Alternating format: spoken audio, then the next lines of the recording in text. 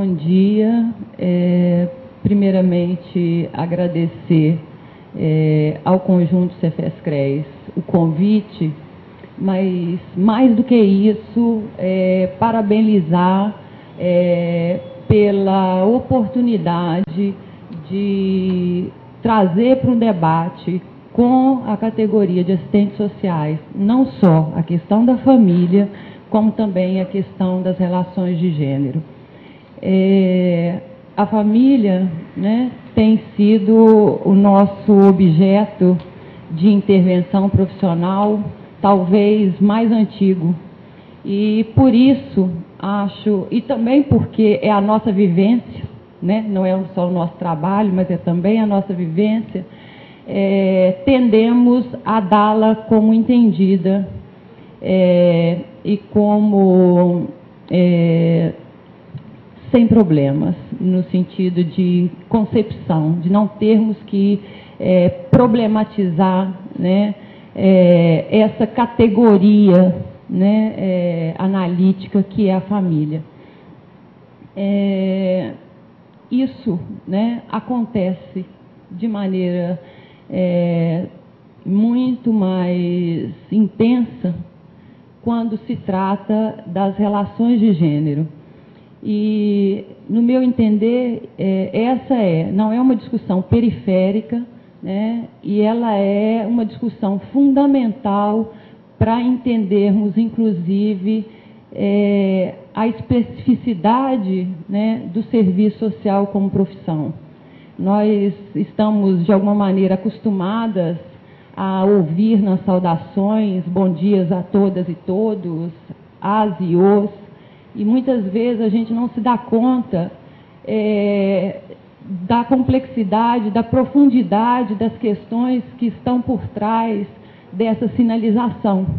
E no caso do serviço social e da assistência social também, né, não é casual que aqui nós sejamos todas e alguns homens.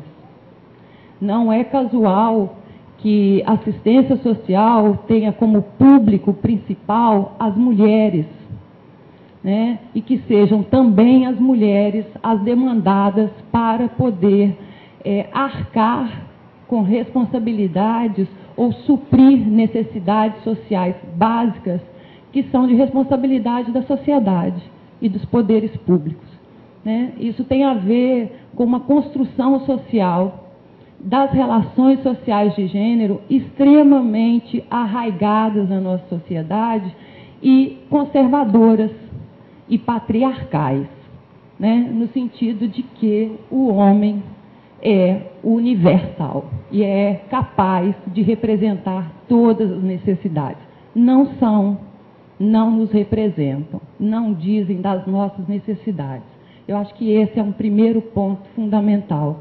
E aí, problematizar a família, abrir esse conceito, né, remete, né, à necessidade de pensar a família também pela ótica do gênero.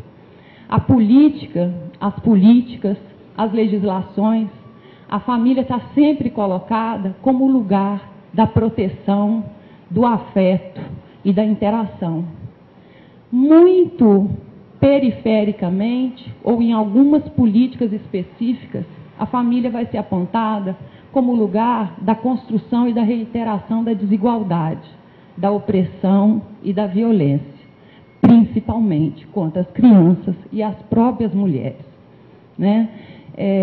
E no caso da assistência social, se a gente for dar uma olhada na legislação, em algum lugar vai estar lá esse lugar da família também como lugar da opressão. Mas o que aparece como a lógica não é essa. É a família como lugar da proteção, né? É quase que o conto de fadas que todos nós gostaríamos de ter. Aquele lugar onde você volta e você vai ter só acolhimento e afeto. O cotidiano não é esse. O cotidiano é de enfrentamento, o cotidiano é de dominação e de disputa de poder. Eu vou procurar aqui, então, discutir brevemente a centralidade das relações de gênero na construção da desigualdade social e a importância da incorporação da transversalidade de gênero pela política social e pela assistência social. Com esse propósito, eu vou tentar apresentar alguns dados, né, de pesquisas realizadas pelo Unifem, em conjunto com o IPEA e a Secretaria Especial das Mulheres, e, a título de exemplo, falar algumas questões relacionadas ao Bolsa Família. Eu estou entendendo, né, é importante começar dizendo, o que se entende como transversalidade de gênero. Né?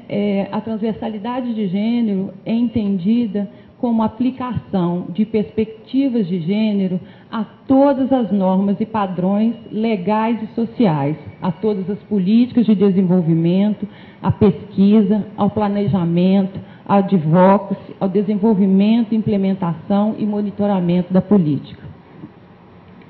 Como, né, e é aí o grande desafio, como pensar, então, a incorporação da transversalidade de gênero nas ações e programas que integram assistência social e, particularmente, os programas de transferência de renda que constituem hoje a grande iniciativa, né, da política social relacionada à assistência social.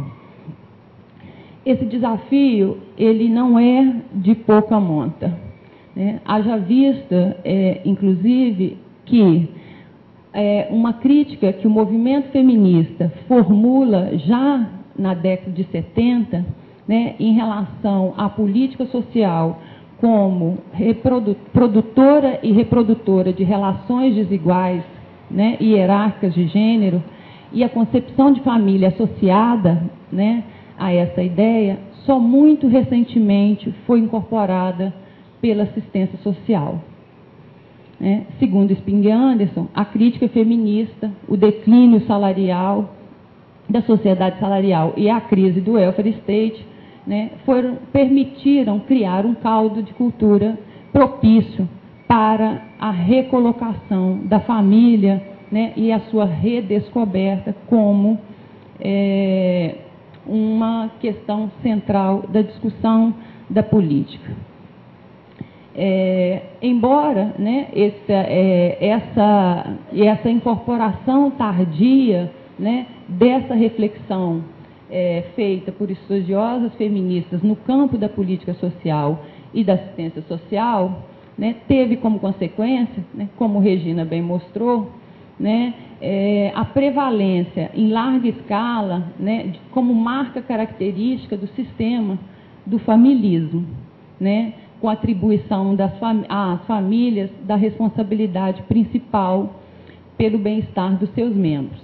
E aí é importante lembrar que, embora o tempo todo nós estejamos falando das famílias, leia-se mulheres, porque não são os homens que têm que cuidar da família, levar no centro de saúde, para vacinar, cuidar da escola, da tarefa, enfim. De um outro lado, né, esse desafio é colocado pela própria realidade em função, né, de que essa situação de desigualdade, né, relacionado ao gênero faz com que, né, essas mulheres, nós mulheres, sejamos o grupo populacional mais afetado pela pobreza. Segundo Mello, a penúria feminina revelada na crueza pelos dados. Tanto a renda média como a mediana feminina são inferiores à masculina para todos os tipos de família. A desigualdade é uma realidade para todas as mulheres e pode-se afirmar que ser mulher é quase sempre sinônimo de ser pobre, sobretudo se for preta ou parda.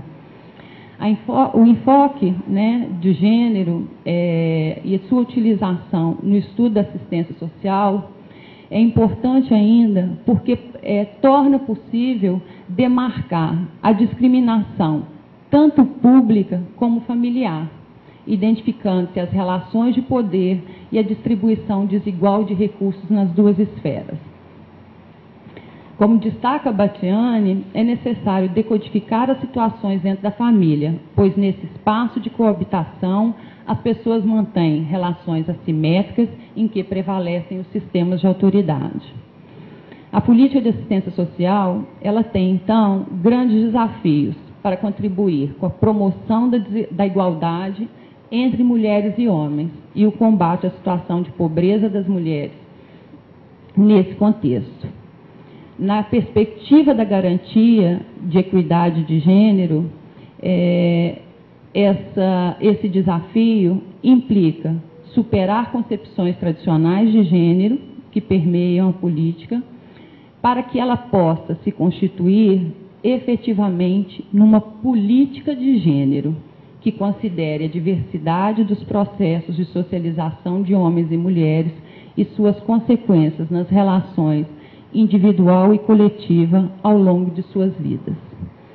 Uma passada, né, geral pelos dados da pesquisa, dessas pesquisas levadas a cabo pelo IPEA, junto com a Unifem, e mais recentemente com a participação da Secretaria Especial das Mulheres, mostra claramente como que a transformação das diferenças entre os sexos é transformada em desigualdade, né, a partir de uma construção social sobre o valor do feminino e do masculino.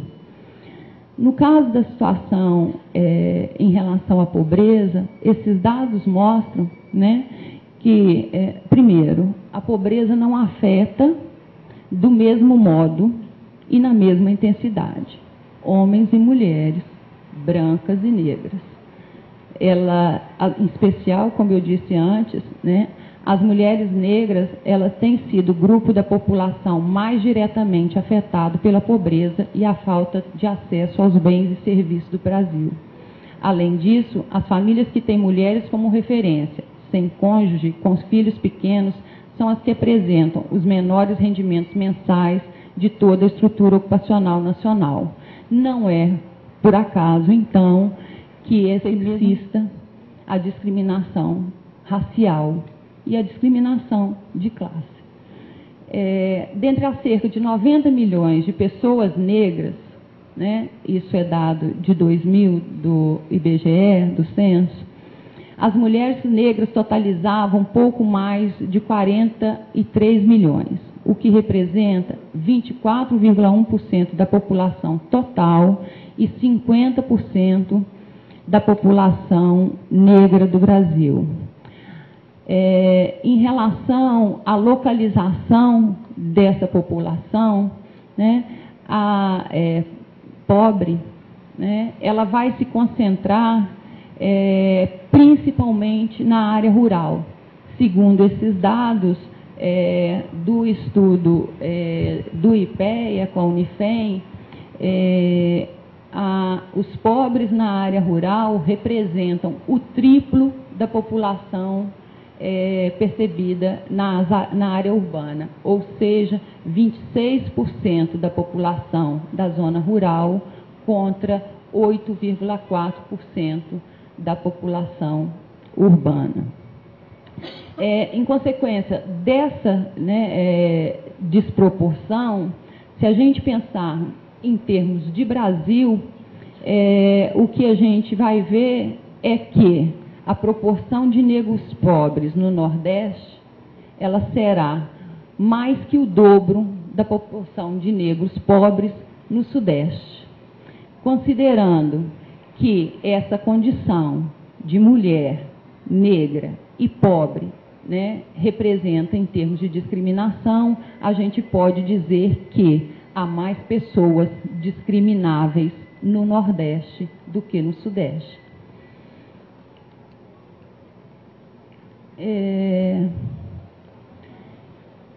O percentual de domicílios, né, cujas responsáveis são as mulheres, ela reitera essa desproporção entre as regiões e ajuda a explicar a situação de desvantagem, né, geral experimentada pelo Nordeste em relação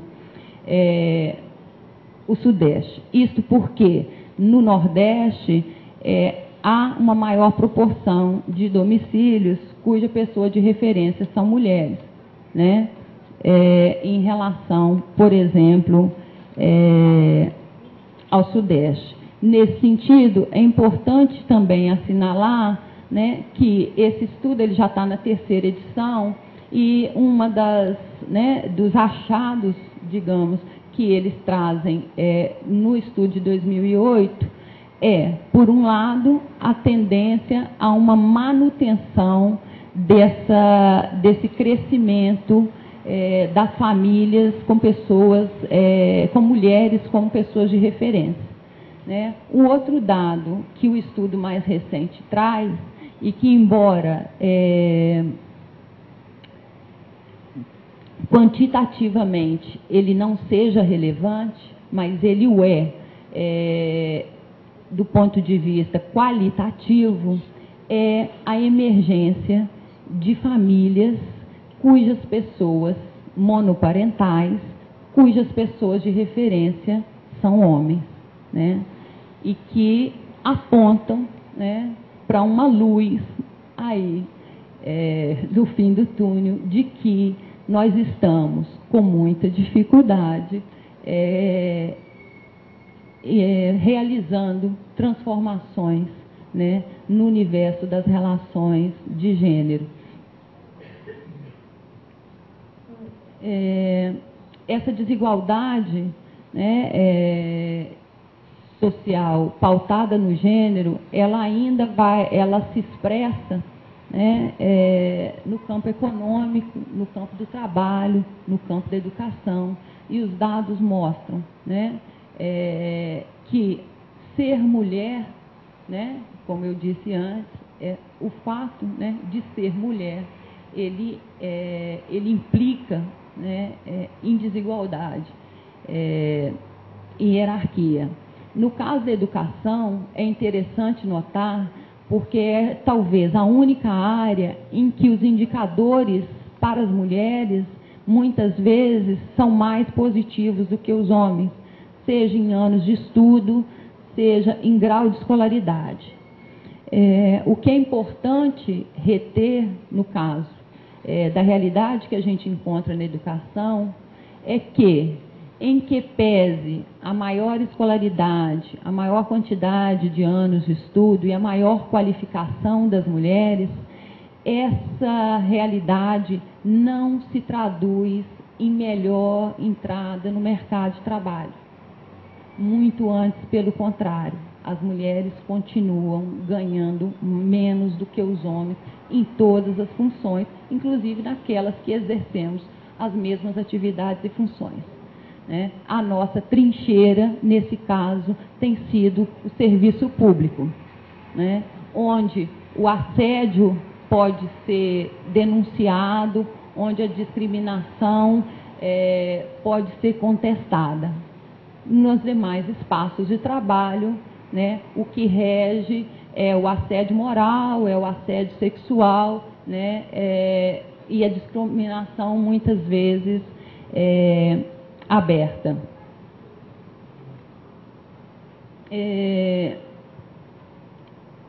No caso da população chamamos não brancas, porque aí o IBGE trata pardos e negros e indígenas, né, como uma categoria de não brancas, essa situação não é bem assim, né?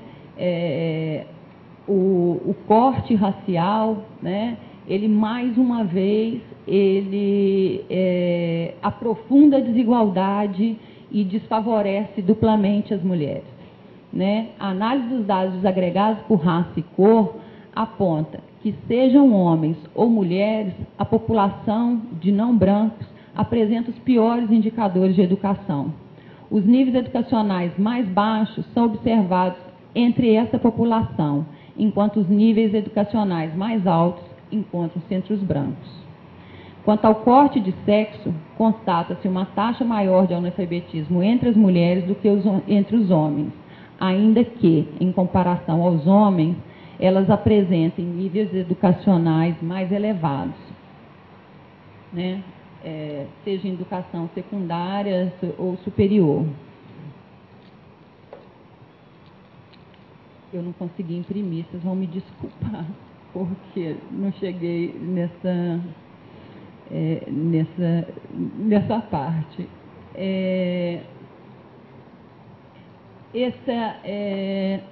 Em relação ao mercado de trabalho, é importante ainda assinalar que, embora, né, seja visível e quantificável a maior presença das mulheres no mercado de trabalho, elas não só permanecem com os maiores níveis de desocupação, como são também nós que ocupamos os piores postos de trabalho, os serviços mais precarizados, né, e mais mal pagos.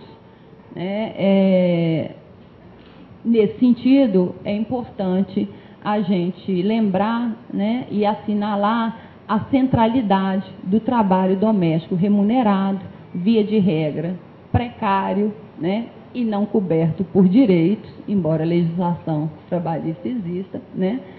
O percentual de empregadas domésticas, por exemplo, com carteira assinada no Brasil, é um índice ínfimo, né? 4,7, né, segundo esses dados, somente das trabalhadoras domésticas têm seus direitos trabalhistas reconhecidos. Além, né, dessa situação no mercado de trabalho, né, as mulheres ainda estão em situação desfavorável na medida em que são elas também que são o grupo, né, majoritário na produção para o consumo próprio, né? No caso do trabalho doméstico, os dados mostram que apenas 3% das empregadoras e 25%, enquanto apenas 3%, no caso do trabalho doméstico, enquanto apenas 3% somente das mulheres são empregadoras, né, 25% tem registro na carteira de trabalho. No caso dos homens, essa proporção sobe de 5% para 5% como empregadores e 35% com registro em carteira.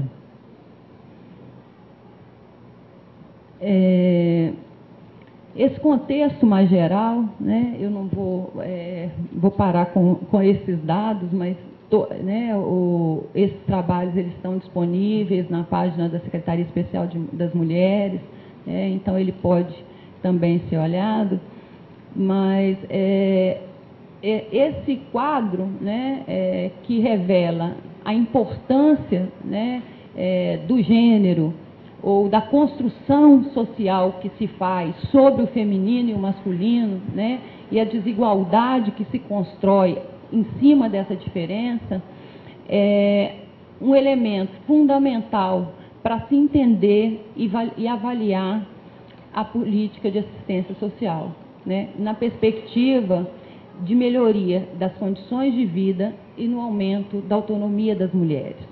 E aí, acho que é importante a gente perceber, né, como que nós, mulheres, somos centrais na política como mão de obra para a política acontecer, mas não como objeto dessa política.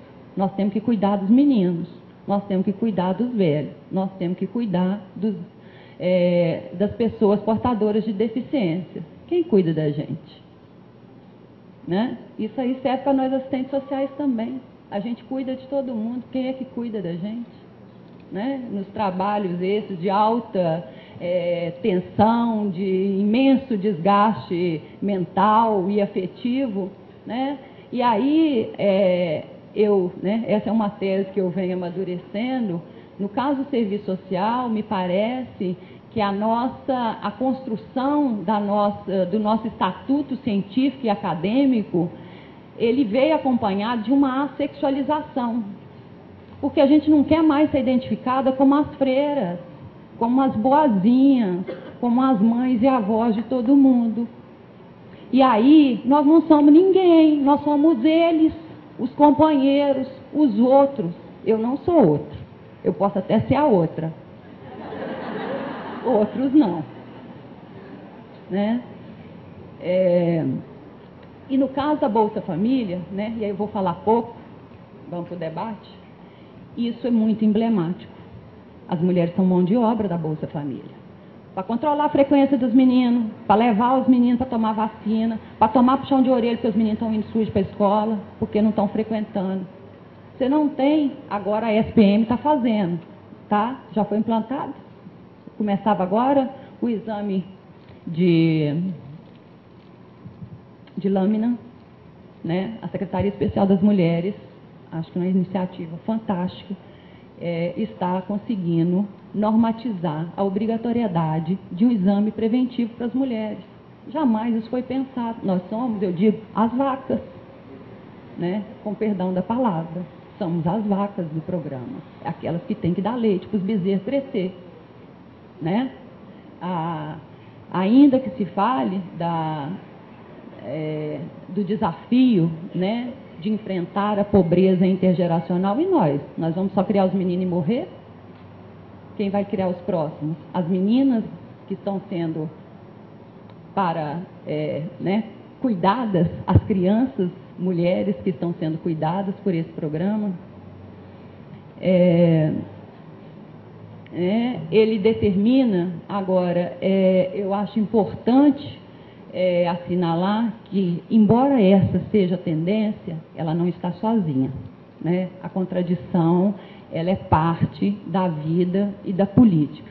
E no caso, por exemplo, da política de assistência e do Bolsa Família, né, eu acho importante assinalar que a tendência que está colocada é essa, mas há pessoas ali que estão preocupadas com isso. Né? E exemplo disso é que esses dados que eu trago, ele é resultado de uma pesquisa que teve financiamento do próprio MDS, para poder pensar o lugar das mulheres no programa.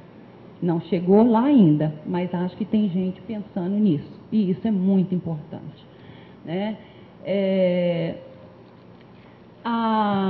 O programa, né, ele estabelece que as mulheres sejam as receptoras privilegiadas do benefício. E essa determinação, ela tem um potencial transformador imenso. Né? Não só porque o acesso à renda é um direito humano básico, mas porque o acesso à renda, ainda que de maneira insuficiente e como benefício e não direito, né? E isso aí é uma questão muito importante e que não pode ser desconsiderada, principalmente considerando a nossa cultura política clientelista e patrimonialista. Não é cultura de direito que nós temos, não, nem nós, nem nossos usuários. Né? Porque nós não somos fora dessa sociedade, isso é a nossa cultura política nacional. Né? Não nos arvoremos como salvadoras do mundo, né? Nem como isentas disso. Nós somos parte disso. A gente constrói e é construída por isso. Né? E no caso do acesso das mulheres, né, a essa renda, né, e a contradição está aí, as mulheres estão recebendo essas rendas, né, e foram colocadas no programa como privilegiadas, né, como receptoras do benefício e não do direito. Não é porque acham que a gente tem que ser sujeito de direitos ou autônomos, é porque a gente é boa mãe, e ai de nós se não formos boa mãe, né? Porque aí se constrói não só um controle, né, a partir da maternidade, né, como mecanismos de exclusão e de discriminação. As mães desnaturadas não merecem o benefício. As mulheres que não cuidam não têm que estar aqui, elas têm que ser punidas. E nesse sentido, eu acho que a gente tem, né, e aí falando da autonomia profissional, que Regina lembrava, um papel fundamental. Porque quem chama essas mulheres para poder doutrinar e normatizá-las, lá na ponta, somos nós, não é a política, não. Embora a política dê o chão para a gente fazer isso. Para treiná-las a cuidar bem das suas proles, a não comprar batom, a não comprar perfume, porque o dinheiro da Bolsa Família não é para isso. O dinheiro da Bolsa Família é para comprar uniforme, para poder comprar comida. Para você não é sujeito disso. Isso são bobagens, né? E esse raciocínio, ele se estende supérfluo, né? Que bobagem você tem, né? E esse raciocínio, às vezes ele se estende, né? E aí, assim, lembro muito, né? A coisa da pesquisa, isso para mim foi muito impactante, né?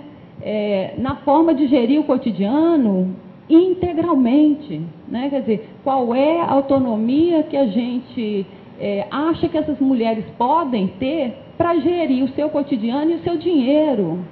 Tem que ir lá. E aí eu ouvi relatos, assim, não, a gente tem palestra com as assistentes sociais que falam que a gente tem que gastar o dinheiro assim, tem que gastar o dinheiro do outro jeito, que tem que fazer assim com os meninos. A gente vai lá na escola, a diretora também puxa a orelha da gente, chama a atenção da gente, não podemos fazer isso.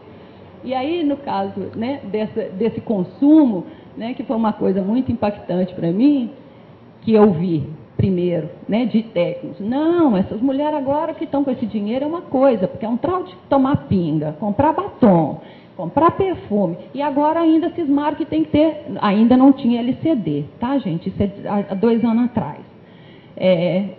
Televisão 29 polegadas, o que elas estão achando? E as mulheres, por outro lado, falavam, que bacana eu ter esse dinheiro e poder comprar uma 29 polegadas lá na Casa Bahia em 52 prestações. Né?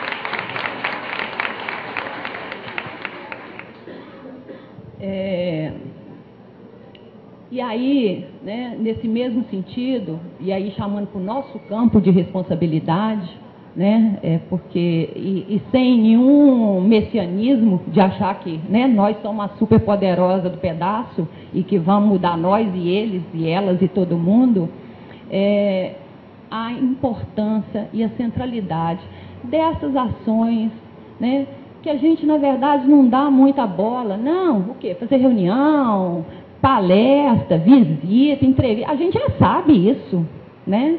É como assim, você viu um pouco isso na faculdade e isso você sabe, você domina.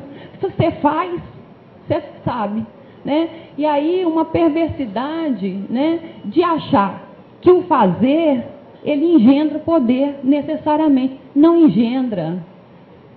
Não engendra. Você não, né? Você sabe o que faz, mas você não conhece. E aí, essas iniciativas, né, que devem ser problematizadas e que eu acho que a gente precisa voltar para elas, não é naquela ideia de metodologismo e tecnicismo que nós tivemos lá atrás, não. Né? Mas temos que recuperar isso, porque senão nós vamos voltar para o empirismo, né, da pior espécie. Né? As atividades socioeducativas, né, não só, e também as socioassistenciais, nesse universo, elas são extremamente relevantes. Por quê? Né? Muito longe da nossa realidade, essas mulheres são mulheres que estão enclausuradas absolutamente no seu espaço doméstico. São mulheres desprovidas de renda e sem condição nenhuma de circulação. Elas circulam na vizinhança, na igreja e na televisão. E é só. Eu me lembro que em Aracaju, eu cheguei lá e falei assim, porra, que bacana, porque pelo menos a praia é pública, né? Então, assim, o pessoal tem lazer. Quem paga seu ônibus para você chegar na praia, querida? Não vai na praia. É mais fácil eu, morando lá no Planalto Central, chegar na praia do que a mulher que mora no Barro Branco, lá de Aracaju. Ela não vai. E aí, nesse sentido, a possibilidade de entrada na esfera pública e de constituição como sujeito passa fundamentalmente por esse programa. E aí é a nossa responsabilidade. Passa pelo programa, porque ela tem acesso ao dinheiro e como consumidora, ela se faz cidadã. Não é porque ela tem direitos, é porque ela vai lá e paga, ela abre conta no botequim, ela negocia a conta, ela constrói a casa pagando 300 prestações de comprar meia dúzia de tijolo por mês. Né? Puxadinho para cá, puxadinho para lá, a hora que você vê, ela tem uma casa com R$170, R$220. Como? Faz, claro que faz. Né? Então, na condição de consumidora, ela vira cidadã. E ao ser chamada, principalmente como a vaca que vai cuidar dos meninos, né? E aí me desculpa, mas eu fico indignada. Então, ô mãe, vem cá, mãezinha. Mãe, tem nome não, minha querida? Meu nome é Marlene, o seu é qual? Não dá. Não podemos fazer isso conosco, porque não estamos fazendo isso com gente de fora. E aí eu acho que é um grande desafio, porque a gente compra briga e opressão de todo mundo, não vamos comprar de nós mulheres, por quê? Né? Eu acho que essa é uma pergunta que eu tenho no campo do serviço social, que eu tenho algumas ideias de por que é assim. Né? Nós temos que olhar para o nosso ethos religioso. Nós saímos, mas mais ou menos. Né? Eu sou uma mineira que eu digo que eu sou autoexilada. Eu me exilei de Minas. Eu resolvi que eu não queria viver em Minas. Né? Mas conheço pessoas, muitas inclusive que eu gosto muito, que a gente costuma dizer assim, você saiu de Minas, mas Minas não saiu de você. Né?